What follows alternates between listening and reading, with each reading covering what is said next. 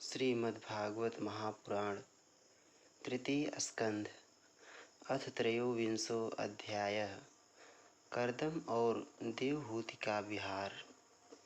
मैत्रेय उवाच पितृभ्यां प्रस्थिते साध्वी पतिमिंगित कोविता नित्यं पर्यचरत् प्रीत्या भवानीं भवं प्रभुम्। विस्रम्भेणात्म शौचेन गौरवेण दमेन च शुश्रूषया सौहृदेन वाचा मधुरया च भोः। श्री मैत्रेय जी ने कहा, विदुर जी, माता पिता के चले जाने पर पति के अभिप्राय को समझ लेने में कुशल साध्वी देवहूति कर्दम जी की प्रतिदिन प्रेम पूर्वक सेवा करने लगी। ठीक उसी तरह जैसे श्री पार्वती जी भगवान शंकर की सेवा करती हैं। उसने काम वासना, दंभ, द्वेष, लोभ, पाप और मद का त्याग कर बड़ी सावधानी और लगन के साथ सेवा में तत्पर रहकर विश्वास, पवित्रता, गौरव, संयम, शुश्रूषा, प्रेम और मधुर भाषण आदि गुणों से अपने परम तेजस्वी पतिदेव को संतुष्ट कर लिया। विसृज्य कामं दंभं च द्वेषं लोभम अघम मदम अप्रमत्तोदता नित्यं तेजीयांस्मतोषयत् स वै देवर्षि वरेस्तां मानवीं सम अनुव्रतां दैवात् गरीयसः पत्युरासानां महाशिषः कालेन भूयसा क्षामां कर्षितां व्रतचर्यया प्रेम गदगदया वाचा पीड़ितः कृपया अब्रवीत। देवहूति समझती थी कि मेरे पतिदेव दैव से भी बढ़कर हैं, इसलिए वह उनसे बड़ी बड़ी आशाएं रखकर उनकी सेवा में लगी रहती थी। इस प्रकार बहुत दिनों तक अपना अनुवर्तन करने वाली उस मनपुत्री को व्रत आदि का पालन करने से दुर्बल हुई देख देवश्रेष्ठ कर्दम को दयावश कुछ खेद हुआ और उन्होंने उससे प्रेम गदगद वाणी में कहा,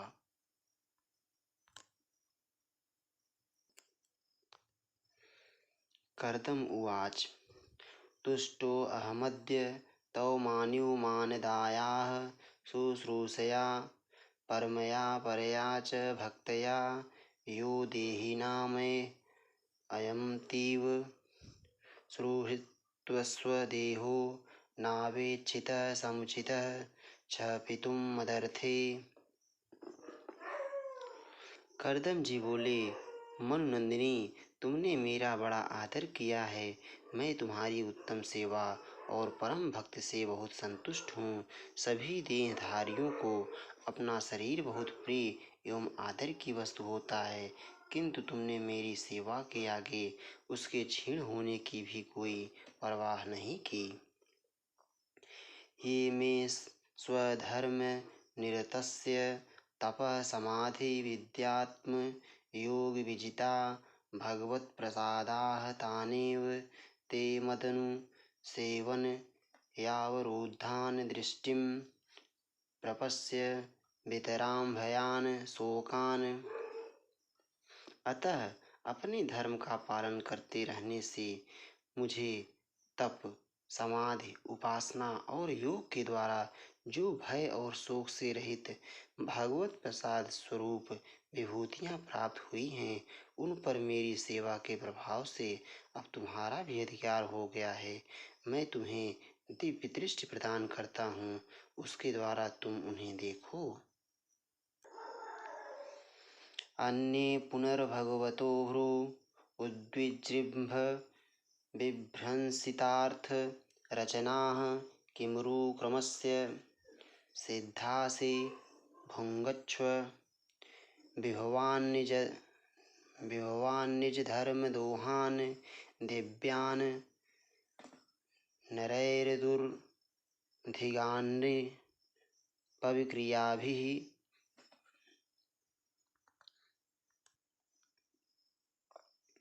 अन्य जितने भी भोग हैं वे तो भगवान श्री हरि के भ्रुकुट विलास मात्र से नष्ट हो जाते हैं, अतः वे इनके आगे कुछ भी नहीं हैं।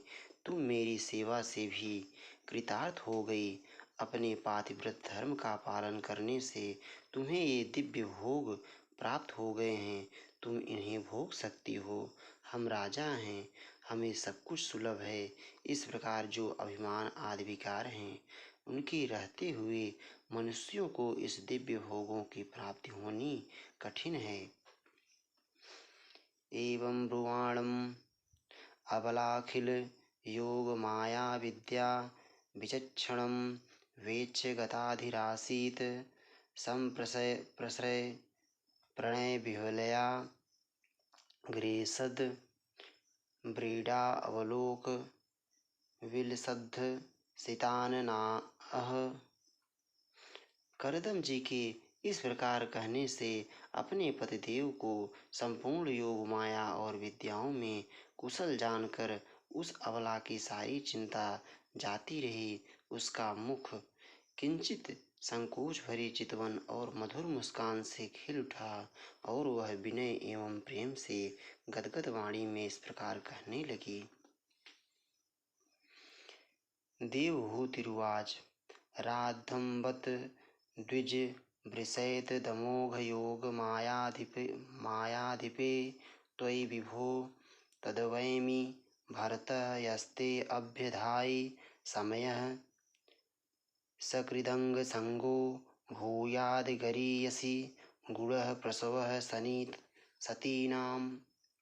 देवहूति ने कहा, द्विज श्रेष्ठ स्वामिनी, मैं यह जानती हूँ कि कभी निष्फल न होने वाली योग शक्ति और त्रिगुणात्मिका माया पर अधिकार रखने वाले आपको ये सब ऐश्वर्य प्राप्त हैं, किंतु प्रभु, आपने विवाह के समय जो प्रतिज्ञा की थी कि गर्भाधान होने तक मैं तुम्हारे साथ गृहस्थ सुख का उपभोग करूँगा, उसकी अब पूर्ति होनी चाहिए, क्योंकि श्रेष्ठ पति के द्वारा संतान प्राप्त होना पतिव्रता स्त्री के लिए महान लाभ है।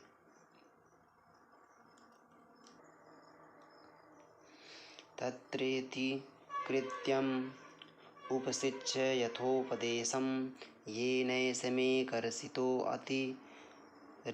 अतिरंशयात्मा सिद्धयेत ते कृतमनो भवधर्षिताया दीनस्तदेशभवनं सदृशं विचक्ष्व।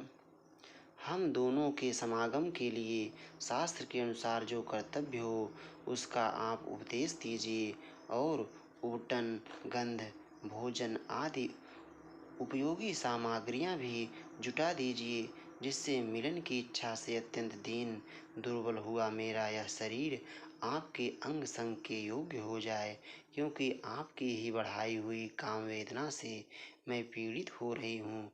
स्वामिन, इस कार्य के लिए एक उपयुक्त भवन तैयार हो जाए, इसका भी विचार कीजिए।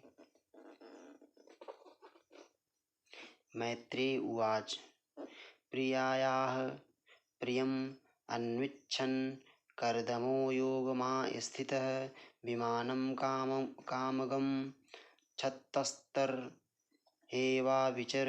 विरचीकरत्।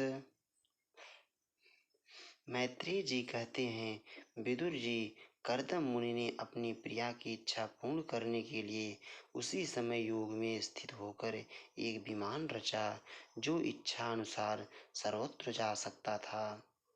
सर्वकाम दुघम दिव्यम सर्वरत्न समन्वितम सर्वध्युपचयोदरकम मणिस्तंभैरूपस्कृतम। यह विमान सब प्रकार के इच्छित भोग सुख प्रदान करने वाला, अत्यंत सुंदर, सब प्रकार के रत्नों से युक्त, सब संपत्तियों की उत्तरोत्तर वृद्धि से संपन्न तथा मणिमय खंभों से सुशोभित था। दिव्योपकरणोपेतं सर्वकाल सुखावहं पट्टिकाभिः पताकाभिर्विचित्राभिरलंकृतम्।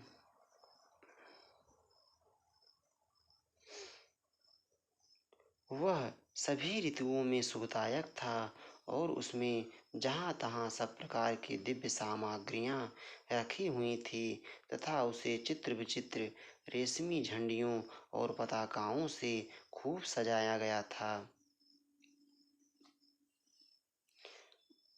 अस्त्रभिर्विचित्रमाल्याभिर्मजुषिंश्चत् खड्गग्रीभिः दुकूलक्षौमकौशेयैर्नानावस्त्रैर्विराजितम्।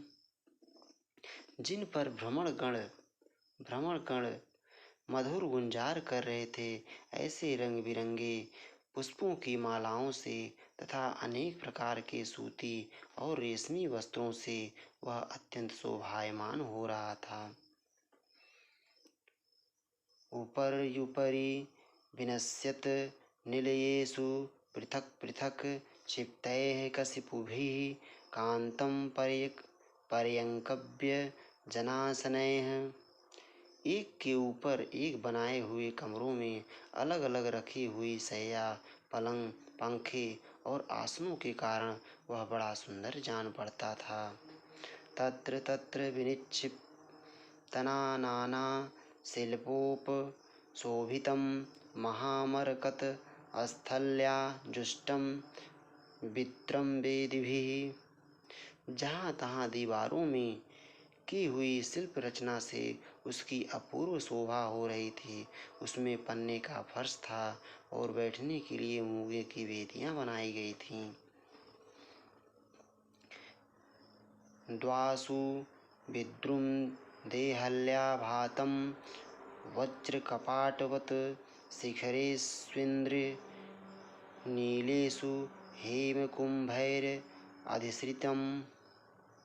मूंगे की देहलियां थीं, उसके द्वारों में हीरे के किवाड़ थे तथा इंद्रनीलमणि के शिखरों पर सोने के कलश रखे हुए थे। चक्षुष्मत्पद्रागा आग्रयैर्वज्रभित्तिषु निर्मितैः जुष्टं विचित्र वैतानैर्महार्हैर्हेमतोरणैः। उसके हीरे की दीवारों में बढ़िया लाल जड़े हुए थे जो ऐसे जान पड़ते थे मानो विमान की आँखें हों तथा उसे रंग बिरंगे चदों और बहुमूल्य सुनहरी वंदनवारों से सजाया गया था। हंस पारावत भ्रातस्तत्र तत्र निकूजितं कृत्रिमान मन्यमानैः स्वानधिरूह्य च। उस विमान में जहाँ तहाँ कृत्रिम हंस और कबूतर आदि पक्षी बनाए गए थे जो बिल्कुल सजीव से मालूम पड़ते थे। उन्हें अपना सजाती समझकर बहुत से हंस और कबूतर उनके पास बैठ बैठकर अपनी बोली बोलते थे। विहारस्थान विश्राम संवेश प्रांगणाजिरैः यथोपजोषं रचितैर्विस्मापन मिवात्मनः। उसमें सुविधा अनुसार क्रीड़ा स्थली, शयन गृह, बैठक आंगन और चौक आदि बनाए गए थे जिनके कारण वह विमान स्वयं करदम जी को भी विस्मित सा कर रहा था। ईदृग्गृहं तत्पश्यन्तीं नातिप्रीतेन चेतसा सर्वभूताशयाभिज्ञः प्रावोचत्कर्दमः स्वयं। ऐसे सुंदर घर को भी जब देवहूति ने बहुत प्रसन्न चित्त से नहीं देखा तो सबके आंतरिक भाव को परख लेने वाले करदम जी ने स्वयं ही कहा, निमज्जयास्मिन् हृदये भीरुविमानमिदमारुह्य इदं शुक्लकृतं तीर्थमाशिषां व्यापकं नृणाम्। भीरु, तुम इस बिंदु सरोवर में स्नान करके विमान पर चढ़ जाओ। यह विष्णु भगवान का रचा हुआ तीर्थ मनुष्यों को सभी कामनाओं की प्राप्ति कराने वाला है। सा भर्तुः सभादाय वचः कुलेच्छड़ा सरजं बिभ्रति वासो वेणीभूतांश्च मूर्धजान् अंगं च मलपङ्केन सञ्छन्नं सबलस्तनम् आविवेश सरस्वत्याः सरहस्युजलाशयम्। कमल लोचना देवहूति ने अपने पति की बात मानकर सरस्वती के पवित्र जल से भरे हुए उस सरोवर में प्रवेश किया। उस समय वह बड़ी मैली कुचैली साड़ी पहने हुई थी।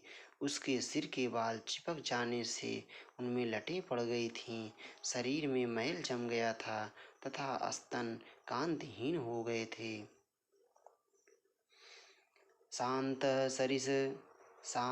सरसी वेश्मस्थाः शतानि दश कन्यकाः सर्वाः किशोरवयसो ददर्शोत्पलंगंधयः।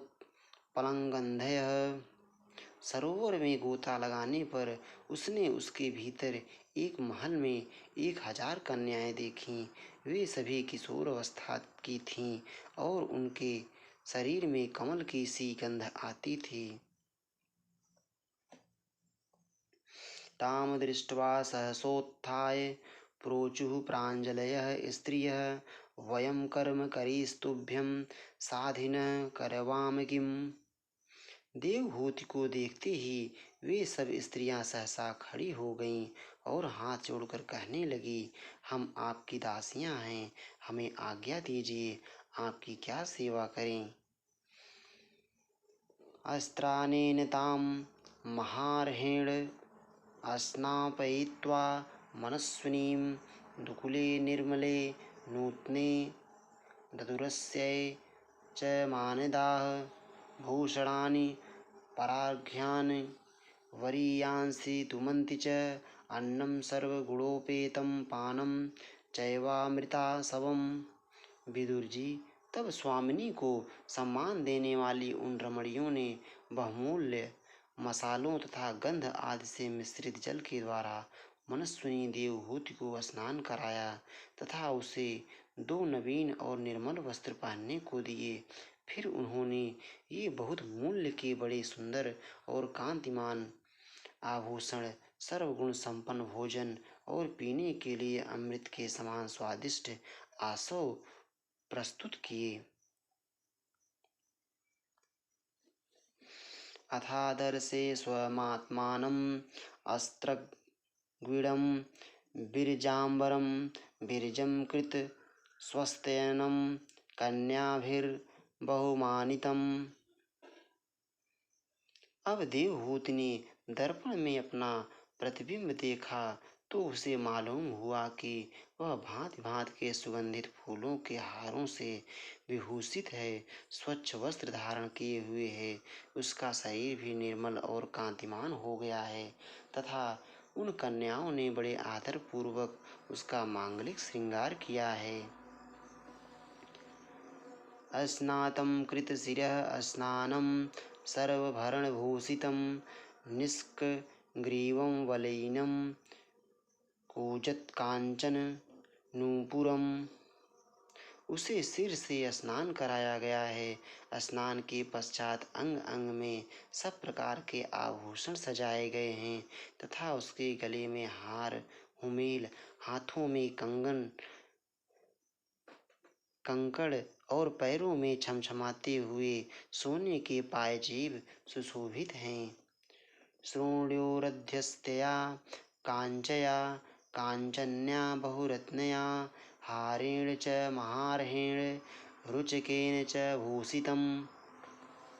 कमर में पड़ी हुई सोने की रत्न जटित करधनी से, बहुमूल्य मणियों के हार से और अंग अंग में लगे हुए कुमकुम आदि मंगल द्रव्यों से उसकी अपूर्व शोभा हो रही है। सुदता शुभ्रुवा अश्लक्षण स्निग्धापांगेन चक्षुषा पद्मकोश स्पृधा नीलैरल कैश्च लसन्मुखम्। उसका मुख सुंदर दंतावली मनोहर भौहें कमल की कली से स्पर्धा करने वाले प्रेम कटाक्ष में सुंदर नेत्र और नीली अलकावली से बड़ा ही सुंदर जान पड़ता है।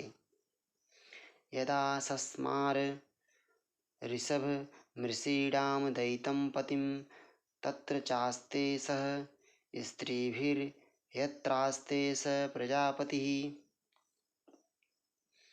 विदुर जी, जब देवहूति ने अपने प्रिय पतिदेव का स्मरण किया तो अपने को सहेलियों के सहित वहीं पाया जहाँ प्रजापति कर्दम जी विराजमान थे। भर्तुः पुरस्तादात्मानं स्त्रीसहस्रवृतं तदा निशाम्य तदोग गतिं संशयं प्रत्यपद्यत। उस समय अपने को सहस्त्रों स्त्रियों के सहित अपने प्राणनाथ के सामने देख इसे उनके योग का प्रभाव समझकर देवहूति को बड़ा विस्मय हुआ। स तां कृत मलस्नानां विभ्राजन्तीं पूर्ववत् आत्मनो बिभ्रतीं रूपं संवीतरु चिरस्तनीं विद्याधरी सहस्रेण सेव्यमानां सुवाससं जातभावो विमानं तदारो हैदमित्रहन्। शत्रु विजयी विदुर, जब कर्दम जी ने देखा कि देवहूति का शरीर स्नान करने से अत्यंत निर्मल हो गया है और विवाह काल से पूर्व उसका जैसा रूप था उसी रूप को पाकर वह अपूर्व शोभा से संपन्न हो गई है, उसका सुंदर वक्षस्थल चोली से ढका हुआ है, हजारों विद्याधरियां उसकी सेवा में लगी हुई हैं तथा उसके शरीर पर बढ़िया बढ़िया वस्त्र शोभा पा रहे हैं, तब उन्होंने बड़े प्रेम से उसे विमान पर चढ़ाया। तस्मिन् पुलत महिमा प्रियानुरक्तो विद्याधरी भिरूप चीर्ण वपुर्विमाने वभ्राज उत्कच कुमुद गणवानपीच्य अस्ताराभिरावृत इवोडुपतिर्नभ अस्थः।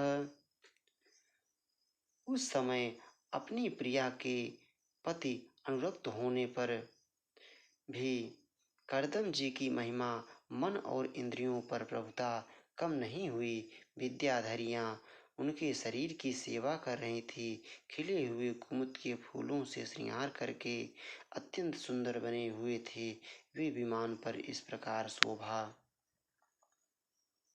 पा रहे थे मानो आकाश में तारागण से घिरे हुए चंद्रदेव विराजमान हों। तेनाष्टलोक पविहार कुलाच लेन्द्र द्रोणीस्वनम गस खमारूत सौभगासु सिद्धैर्नुतो दुधुनिपात शिवस्वनासु रेमे चिरं धनदवल्लनावरूथी। उस विमान पर निवास कर उन्होंने दीर्घ काल तक कुबेर जी के समान मेरु पर्वत की घाटियों में विहार किया। ये घाटियाँ आठों लोकपालों की विहार भूमि हैं।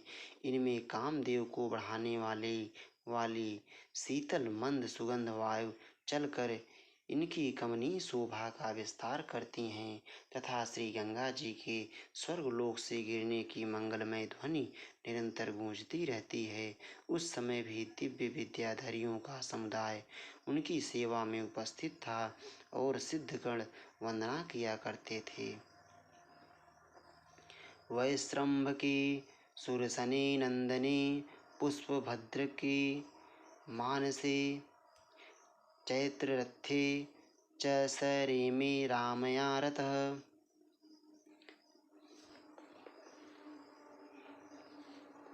इसी प्रकार प्राण प्रिया देवहूति के साथ उन्होंने वैश्रम्भक, सुरसन, नंदन, पुष्पभद्र और चैत्ररथ आदि अनेकों देव उद्यानों तथा मानस सरोवर में अनुराग पूर्वक विहार किया। किम दुरापादनम तेषां पुंसाम उद्याम चेतसां यैराश्रित तस्तीर्थ पतश्चरणो व्यसनात्ययः। विदुर जी, जिन्होंने भगवान के भव भयहारी पवित्र पाद पद्मों का आश्रय लिया है, उन धीर पुरुषों के लिए कौन सी वस्तु या शक्ति दुर्लभ है। प्रेक्षित्वा भुवो गोलं पत्न्यै यावान् स्वसंस्थया ब्रह्मचर्यं महायोगी स्वाश्रमाय न्यवर्तत। इस प्रकार महायोगी कर्दम जी यह सारा भूमंडल, जो द्वीप वर्ष आदि की विचित्र रचना के कारण बड़ा आश्चर्य में प्रतीत होता है, अपनी प्रिया को दिखाकर अपने आश्रम को लौट आए। विभज्य नवधात्मानं मानवीं सुरतोत्सुकां रामां निर्मयं मयन रेमे वर्ष पोगान मुहूर्तवत।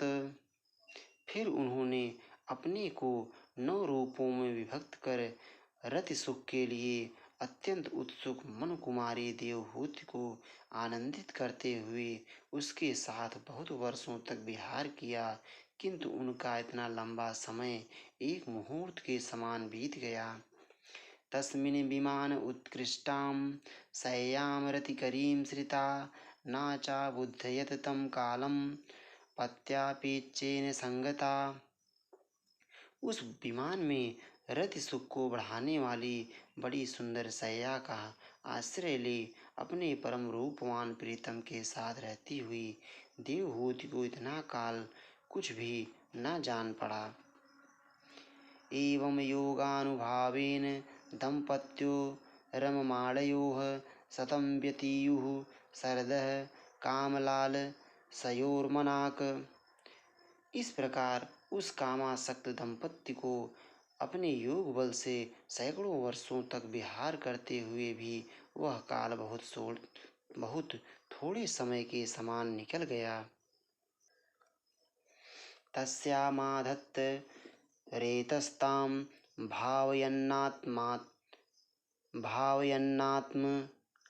न आत्मवित् नोधा विधाय रूपं स्वं सर्वसंकल्प विद्युभू। अतः सा सुषुवे सद्यो देवहूतिः स्त्रियः प्रजाः सर्वास्ताश्चारु सर्वांगयो लोहितोत्पलगंधयः। आत्मज्ञानी कर्दम जी सब प्रकार के संकल्पों को जानते थे, अतः देवहूति को संतान प्राप्ति के लिए उत्सुक देख तथा भगवान के आदेश को स्मरण कर उन्होंने अपने स्वरूप के 9 विभाग किए तथा कन्याओं की उत्पत्ति के लिए एकाग्र चित्त से अर्धांग रूप में अपनी पत्नी की भावना करते हुए उसके गर्भ में वीर्य स्थापित किया।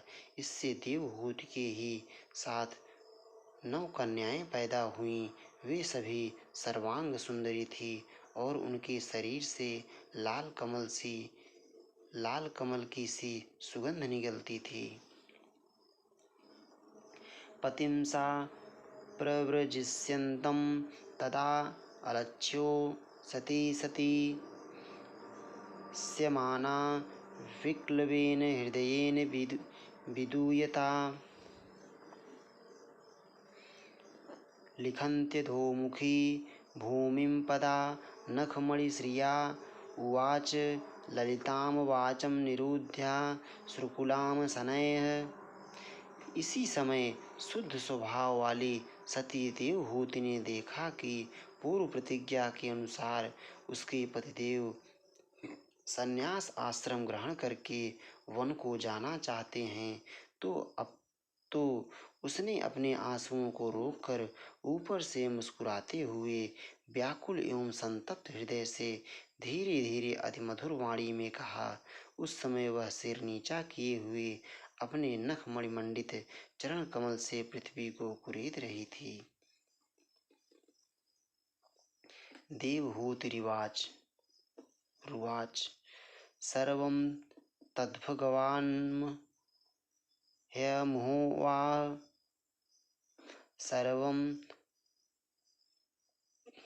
सर्वं तद्भगवान्मयमुपोवाह प्रतिश्रुतम् अथापि मे प्रपन्नाया अभयं दातुम अर्हसि। देवहूति ने कहा, भगवान, आपने जो कुछ प्रतिज्ञा की थी वह सब तो पूर्णतः निभा दी, तो भी मैं आपकी शरणागत हूँ, अतः आप मुझे अभयदान और दीजिए। ब्रह्माण्डुहि त्रिभिस्तुभ्यं विमृग्याः पतयः समाः कश्चित् स्यान्मे विशोकाय त्वयि प्रव्रजिते वनम्। ब्राह्मण, इन कन्याओं के लिए योग्य वर खोजने पड़ेंगे और आपके वन को चले जाने के बाद मेरे जन्म मरण रूप शोक को दूर करने के लिए भी कोई होना चाहिए। एतावतालं कालेन व्यतिक्रांतेन मे प्रभो इंद्रियार्थ प्रसंगेन परित्यक्त परात्मनः। प्रभो, अब तक परमात्मा से विमुख रहकर मेरा जो समय इंद्रिय सुख भोग में बीता है वह तो निरर्थक ही गया। इंद्रियार्थेषु सज्जनतया प्रसंगस्त्वयि मे कृतः अजानन्तया परं भावं तथापश्यस्त्वभयाय मे। आपके परम प्रभाव को न जानने के कारण ही मैंने इंद्रियों के विषयों में आसक्त रहकर आपसे अनुराग किया, तथापि यह भी मेरे संसार भय को दूर करने वाला ही होना चाहिए। संगो यः संसृतेर्हेतुर्सत्सु विहितो अधिया स एव साधुषु कृतो निःसंगत्वाय कल्पते। अज्ञानवश असत पुरुषों के साथ किया हुआ जो संग संसार बंधन का कारण होता है, वही सत्पुरुषों के साथ किए जाने पर असंगता प्रदान करता है। नेह यत्कर्म धर्माय न विरागाय कल्पते न तीर्थपद सेवायै जीवन्नपि मृतो हि सः साहं भगवतो नूनं वंचिता मायया दृढं यत्त्वां विमुक्तिदं प्राप्य न मुमुच्छेय बंधनात्। संसार में जिस प्रकार कर्मों से न तो धर्म का संपादन होता है, न वैराग्य उत्पन्न होता है और न भगवान की सेवा ही संपन्न होती है, वह पुरुष जीते ही मुर्दे के समान है। अवश्य ही मैं भगवान की माया से बहुत ठगी गई। जो आप जैसे मुक्तिदाता पतिदेव को पाकर भी मैंने संसार बंधन से छूटने की इच्छा नहीं की। इति श्रीमद्भागवते महापुराणे पारमहंस्यां संहितायां तृतीयस्कन्धे कापिलेयोपाख्याने त्रयोविंशोऽध्यायः। श्री राधा वल्लभ लाल की जय।